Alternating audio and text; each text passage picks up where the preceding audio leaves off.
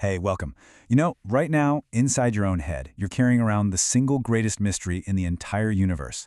It's the source of every thought, every feeling, your entire picture of the world. It's the very feeling of being you. So today, we're going to try and crack the code on the amazing science of consciousness. All right, let's just jump right in with the big one. This is the question that's kept scientists and philosophers up at night for centuries. How in the world does that 3-pound lump of soft tissue between your ears generate the rich, colorful, completely private movie that is your life? I mean, it sounds impossible, right? But that's exactly what we're here to unpack. So, to really get to the bottom of this, we first have to wrap our heads around the biggest challenge in all of neuroscience. It's a puzzle so fundamental, they actually call it the hard problem. And look, this isn't just some dusty academic term. This is the puzzle of you.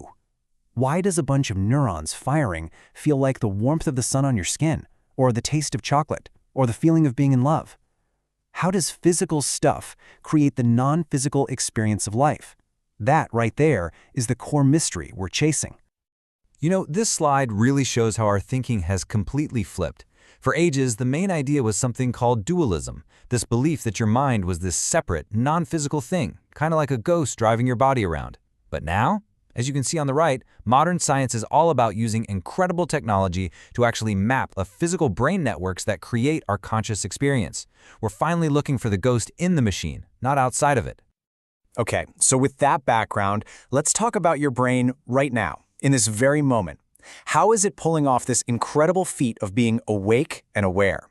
It's time to pull back the curtain on the daily performance of your consciousness. I think the best way to imagine it is like this. Your brain isn't just one thing doing one job. It's a full-blown orchestra. You've got different sections, the percussion of your senses taking in the world, the strings of your memories playing old tunes, the brass section of your emotions, and they're all being conducted together to create this one seamless symphony that you experience as your reality. Now, two of the star players in this orchestra are worth knowing. First, there's the default mode network. Think of this as your brain's me-time network. It kicks in when you're just daydreaming, thinking about yourself, or remembering something. Then you have something called the global workspace. Imagine it's like the main stage of your mind. Only the most important information, a sudden sound, a critical thought, gets the spotlight. Once it's on that stage, it gets broadcast out to all the other parts of the brain, creating that single, unified stream of awareness you call now. But what happens when that main conductor goes to sleep for the night? Well, the orchestra doesn't just pack up and go home. Oh no, it starts a very different and, let's be honest, much weirder kind of show inside the theater of your mind. And this table just lays it all out perfectly. When you're dreaming, the logical, rational part of your brain, the prefrontal cortex, kind of takes a nap. But at the same time, your emotional centers, the limbic system, are firing on all cylinders. And that's exactly why dreams can feel so incredibly real and emotionally powerful, yet be completely bizarre and make absolutely no sense. The rules of reality just don't apply. But here's where it gets really cool. What if you could wake up inside the dream? Have you ever had that moment where in the middle of some crazy dream you suddenly stop and think, hey, wait a minute, I'm dreaming? That incredible experience has a name. It's called lucid dreaming. It's the moment you stop being just an audience member and you leap onto the stage to become the director of your own mental movie. And here's the best part. This isn't just some random thing that happens. It's actually a skill you can train yourself to do. By following these steps, like regularly asking yourself if you're dreaming during the day, keeping a journal by your bed, and just generally paying more attention to your own thoughts, you can seriously up your chances of becoming aware inside a dream. It's like unlocking your own personal virtual reality sandbox. So this daily cycle of waking and dreaming, it really shows us how flexible our consciousness is. But what happens when that system is disrupted or it breaks down? When we explore these boundary states, it really reveals just how delicate and precious our awareness truly is. Now these are difficult, but really important states to understand.